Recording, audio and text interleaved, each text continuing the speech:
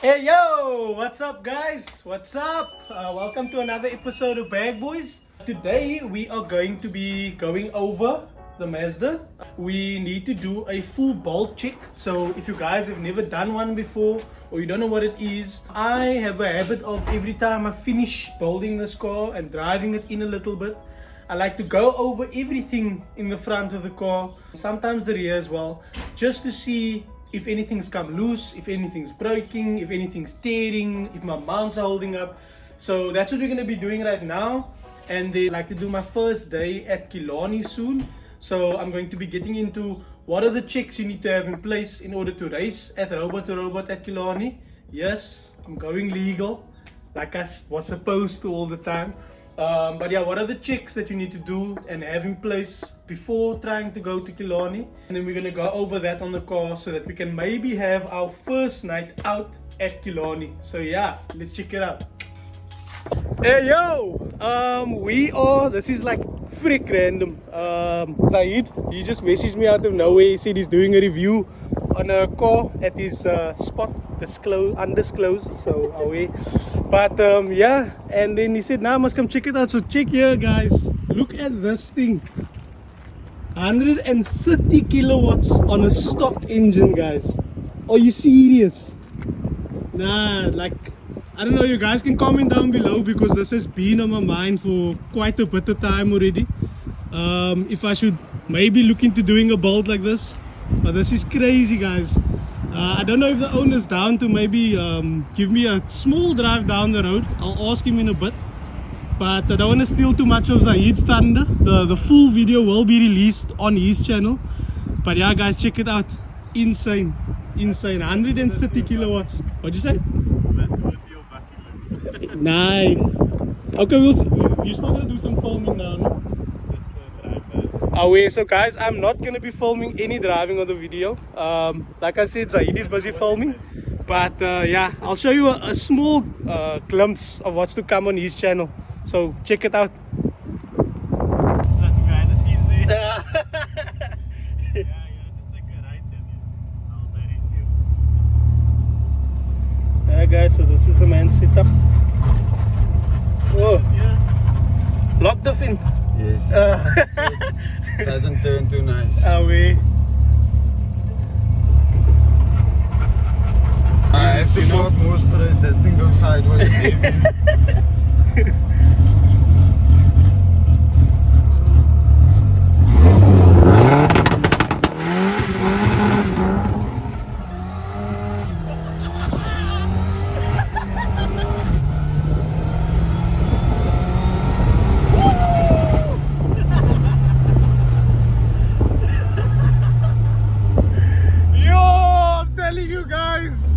I don't even need the comments anymore. That is fun. That is fun. Like, front wheel drive is cool and stuff.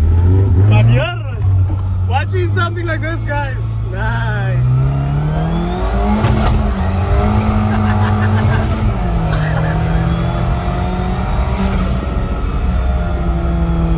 Brakes are good, no? Stock brakes. That's very good. Very, very good.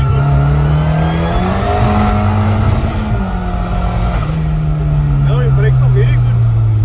Actually, I've never been in a car that's spinning before. Do you mind doing it, owner? Right with you? Okay.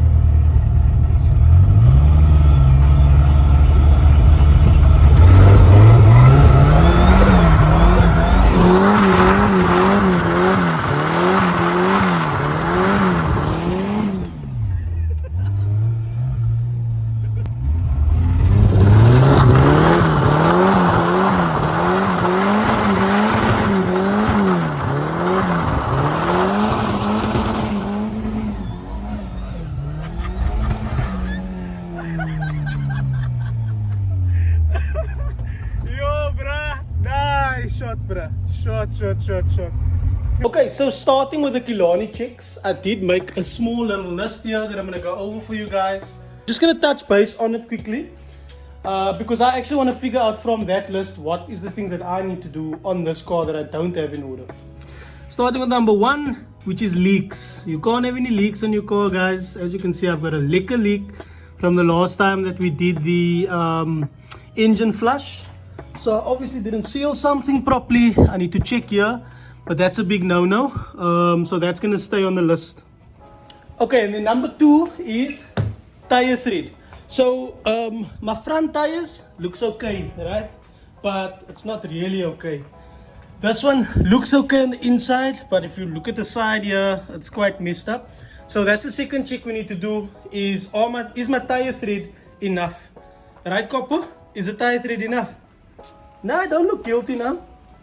The rear tires are short as well. So I do have another set laying here that I just need to fit on the car. And I want to fit it and do my wheel alignment. And I can't do my wheel alignment until I've changed the shocks, because otherwise I must pay for wheel alignment again. So that's number 2, is tires. We've got it here, but we need to do it, so it's staying on the list. Number 3 is your belt, right? Your belt must be properly fastened to the chassis, and especially this guy here, this little guy, he needs to work properly. So you need to have a proper seat belt. Mine is working just fine, it's working alright. But yeah, that I can cross off the list. That's number 3.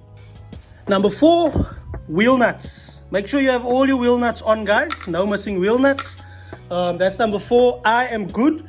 I've got my adapters on the back, yes, but they've got all the nuts, and I've got all the nuts on here and on the front. That's something that I did in the beginning. I just don't like having missing wheel nuts. It's a very simple thing to fix. If you guys have issues with the threads on these studs, you can literally, like on this hub, you don't even need to take the stud, the hub off. Literally take a hammer, you knock it, you buy one at Midas or wherever, and you put it in from the back. You just put a bigger nut on here and a nut over it, and you tighten to pull it in. Very simple replacement, guys. And then your car won't look whack with 3 wheel nuts. We've all been there. So I don't blame you, because it's something that you look past, but guys, fit all your wheel nuts. Okay, so that was number 4. This is number 5. I don't know if you guys know this, but this is where my battery is. It's behind my center console, and it needs to be strapped down properly. Okay, mine's a bit loose, but I promise you it does strap down properly, which I will do now. But yeah, that's something I can cross off the list, is your battery must be tied down properly. So that's number 5. Number 6 is your oil catch. So I don't know if this applies to MSA and robot to robot, but I assume that it will apply to robot to robot, because they're very strict on oil spills on the track for obvious reasons. So I've got this breather on the top, right? This, and OEM, it normally flows into somewhere into this intake manifold, but you can't have it open like this at the track. So I need to get a catch can to run this into, which I wanted all along. So it's kind of a win-win situation. But this needs to be blocked off, and if any of these are still open here, it needs to be blocked off. So this is where the engine breathes through, and there is small oil deposits that come out of this as you drive, especially with hard driving. Looks like mine's not too bad though, because there's no marks on anything. There's no oil marks on anything. So yeah, but that is number 6. Number 7 is your seat. Your seat needs to be strapped in properly. Mine is, this is the railing that's a bit loose, but all the bolts are in here. I think I need to double check. I will leave this one on the list. I think I said 6, but this is 7. But I'll leave this one on my list to double check again. So yeah, your seat needs to have all the bolts in, or at least 3 is what I've heard. And it mustn't move, basically. It must be stiff in here. So yeah, that's number 7. Okay, so number 8 is, I didn't know this, but number 8 is your attire. Obviously you need a helmet. That is a given. But actually you're supposed to have long sleeve t-shirt or long sleeve top on, and a long sleeve pants on as well. So you can't race with the shorts and a t-shirt. It needs to be long sleeve. That's another thing you must have in order when you go, and obviously your license as well. They're not too iffy about having your disc updated, but your car needs to be in a roadworthy condition. And what that means is they're not going to check on the system if you're roadworthy, but if you pull up in a car that doesn't look roadworthy, it gives them the right to say, "Hello, Mania, this thing doesn't look safe for the track." So that's what that is. Okay, so that's all the checks you need to have in place for Killarney. As you guys can tell, I've got most of them in order already. Main things being my oil leak, the catch can. So that's the main things I need to focus on. That's all you need to know though. We're going to do a ball check on the car. So let me take you guys over how I do the ball check, what I check on here. I'll talk you through it first and I'll give you guys a little bit of a time lapse of me going over the car. Alright. Okay, so I normally start with a general observation, right? You guys must get comfortable with being in the bay and understanding what is in here and how it works. It's very beneficial to you because it makes it easier for you to tell if something is not how it was or not as it is supposed to be. So I'll literally just go over and look at like the distributor, check if all the leads are still plugged in, check if all my wires are plugged into the dizzy. Then I go to my alternator, I check if all those wires are still in, if they're still fastened properly, nothing is coming loose, and so forth and so on. Like for example, I noticed that this induction pipe, it's not even attached properly. So that was just because I played with it and I went over it, right? Check it, my radiator's in, and all of those kind of things. At it, you can check your oil level, your water level, your brake level, brake fluid level. So that's where I normally start, right? To get started on the actual checks, right, the ball checks, I normally start with my mounts in my car because it's how the motor's mounted, right? So that's the most important in my head because I think it's because I've had issues with it before, and obviously it holds the motor in the car and it takes a lot of punishment. So I'll start with that. So you go to your mount, you see there's bolts, right? There's 1, 2, 3, 4 bolts on this one. So I come with my socket or spanner or whatever, and I make sure that they're all still tight. I go over the bracket itself, check if I can find any cracks, any hairline fractures, the welds cracking or whatever else. Check the rubbers. Like for example, I noticed this mount is on its way out. It's actually cracked inside here. You guys can't see, but it's cracked on the top there. So I need to redo this, and I will be sending actually all 4 of them away because let me just show you here. There's an insert there. You see that little gap there? That's an insert to make the poly a little bit softer. I didn't want it like that, and I didn't know it was an option. So I'm going to get the whole thing polyed without any inserts in there, which should make it even stiffer. I wouldn't recommend this for you guys daily cars that you drive because it causes a lot of vibration. But if you like me and you don't care and you're more about the performance, then go for it, because you actually gonna your power is gonna transfer just like a millisecond quicker to your wheels. But more importantly, if the engine's moving less, it's less strain on the chassis. So yeah. So once I've checked all 4 mounts, right, I will check everything that mounts to my engine. So you can start with exhaust, for example. However it makes sense in your head, but check that all these bolts are right, nothing is coming loose. Check all the intake bolts, check the fuel rail bolts, and then so that's the back and the front, right? Your water pipes and your clamps and stuff, that will be fine, because if there's an issue, you will know there's an issue. And then from there, you can check the hanging assembly, which is your alternator and stuff. I don't have a power steering pump, so I would just check that the alternator bolts are all still tight. I've actually had some of these fall out before in the car.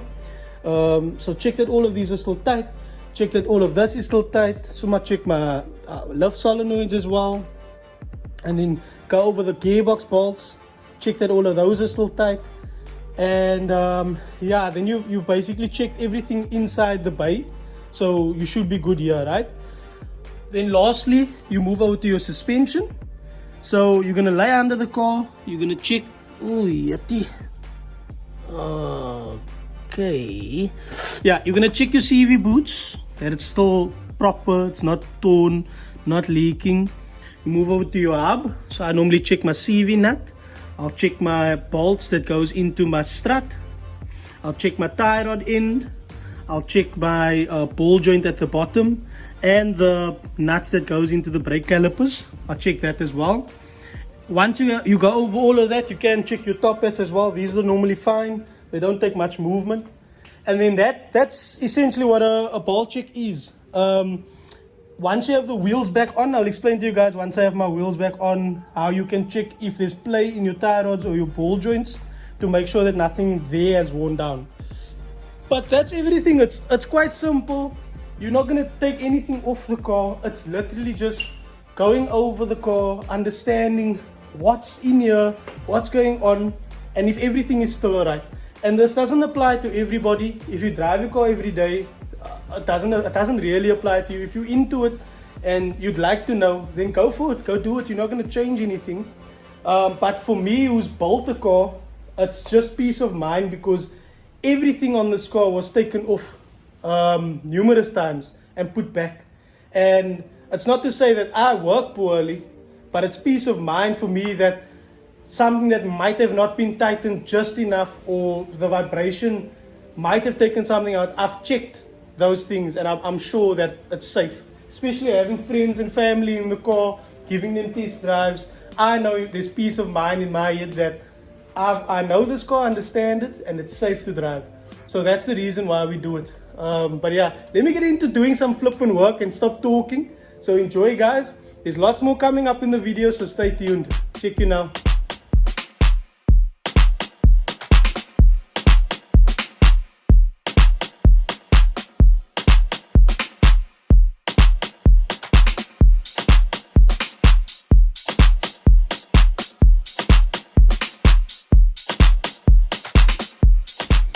Now the light of the flash is not the greatest.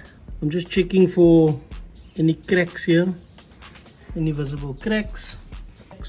Oh, my mount's held up beautifully, by the way, guys. I didn't notice anything now when I was at the bottom. I don't see any cracks here. None here. Fucking shaky welding, yes. Cracks? Nope. No cracks. No cracks. But this guy here is threaded, unfortunately. See, I can move it with my hand.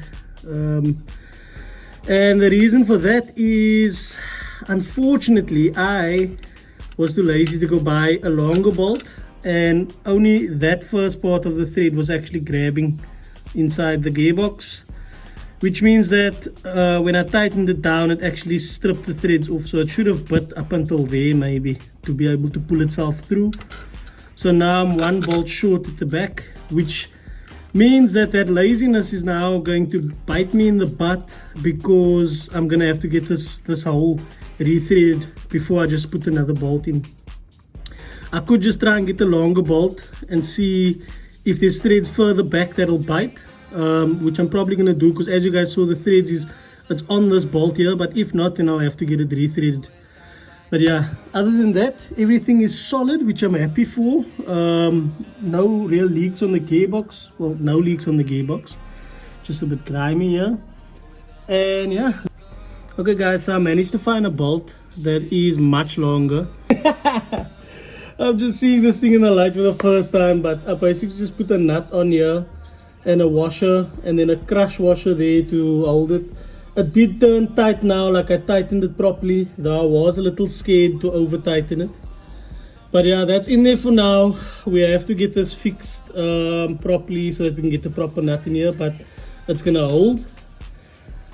And in my head I'm just thinking now, that saying, there's nothing more permanent than a temporary fix. But yeah, we'll see. You guys can keep me accountable for this thing and fixing it properly. I'm glad I checked everything though, and I'm glad that everything is still solid, everything is still mounted properly, nothing is loose. So I'm very happy for that.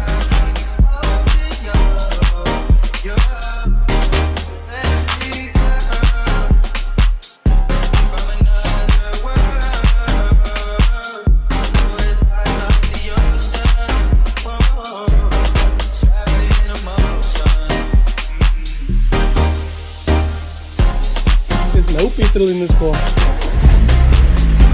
Well done though.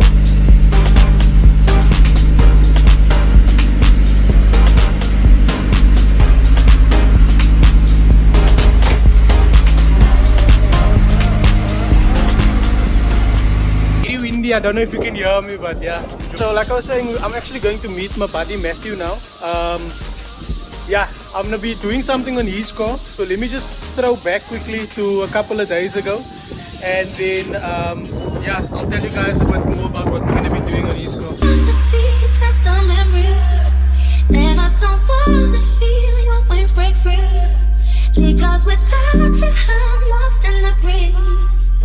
I gotta be strong now, I gotta show you how I love you like I've never ever loved somebody. I'll give you things you didn't even know you wanted. Don't tell me that it's not enough. When time is up, you're over us, cause I think I might do. Guys, so we're at N1 City. Quite a few meets here. I just drove through one and then everybody split off into two separate meets. So let's check out what the Cape Town Staan scene looks like, I guess. I'll just take you guys to a drive through here.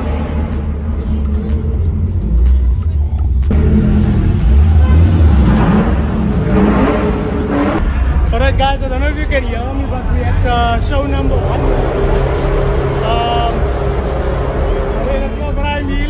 Hello guys, welcome to the channel. The private show I told you guys about, this is the organizer. Not a private, Not this one.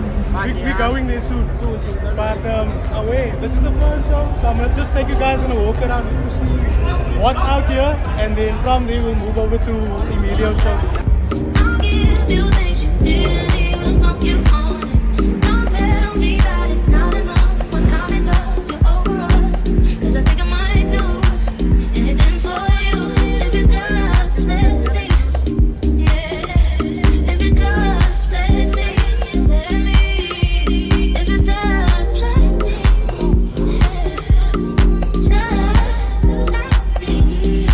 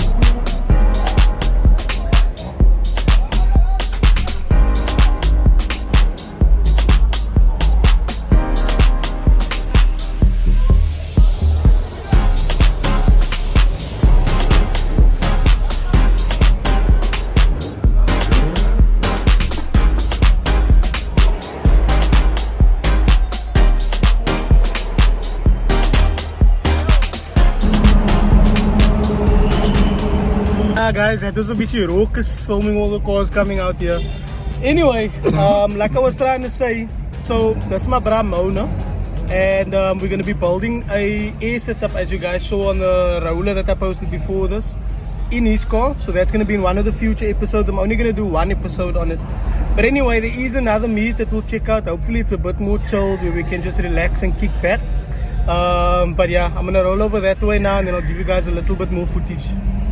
Yo, so I know in the last clip we said we're coming to the second part of the show, but unfortunately the police just pulled up and yeah, most of the people dispersed.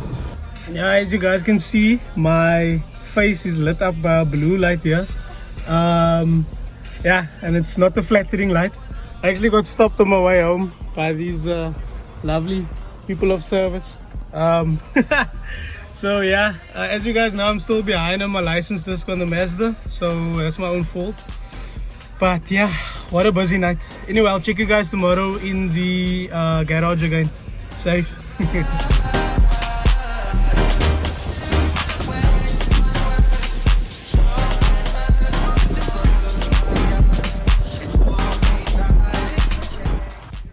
Shoo, that was a lot to digest in one video. something that I forgot to mention was I actually got fined 1,500 Rand for the disc of the car. But it was my first stop ever while having a license, an actual license called driver's license. Yeah, I was very naughty. I used to drive without it. But yeah, so I was very proud to give off my driver's license and accept my one fine, I guess. It is my own fault because I know the car needs to go for roadworthy. Also, another thing I didn't mention is one of the cops in an undercover Golf 8 actually followed me on my way out. But I always drive like a respectful civilian, and so I didn't get into trouble, but the followed me all the way. So if you're watching this, I saw you, brother. You must greet back when a man wave. But anyway, I was going to include more in the video, but it's been a lekker long video, I noticed. So I thought I'm going to end it here and then continue in the next one. So guys, as usual, if you enjoyed the content, I'm putting out, and maybe if you learned something from the video, please go ahead and like. Please comment at the bottom if I've missed anything, or if I'm talking rubbish and you disagree with me, then comment there at the bottom as well. In the meantime, don't forget to subscribe, please, and I'll catch you on the next one. Bag boys, we out. Peace.